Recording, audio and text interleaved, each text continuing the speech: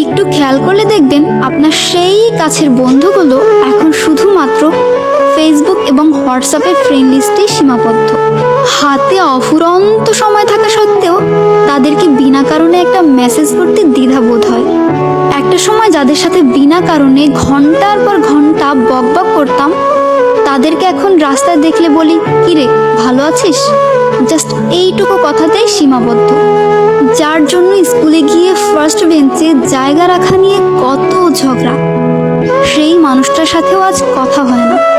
School থেকে বাসায় ফেরার সময় দোস্ত এই ছেলে এটা করছে, ওই ছেলে ওটা করছে, এই মেয়ে এমন, এ ওটা করে, ও ওটা করে, কত বকবক। এক্সামের আগে দোস্ত আমি কিছুই পারি না, আমি কিন্তু তোর উপরে ভরসা করে আছি, তুই একটু আমাকে দেখাস। এরকম কত মিষ্টি মিষ্টি বন্ধুত্ব আমরা হারিয়েছি জীবনে। কারণ জীবন গতিশীল, আমরা সবাই সবার কাজে ব্যস্ত। তাই সময় থাকতে প্রত্যেকটা সম্পর্ক উপভোগ করা উচিত। কারণ সময় বদলায়, বন্ধুত্ব বদলায়, আর এই শহরে বন্ধুত্ব হারায়ও।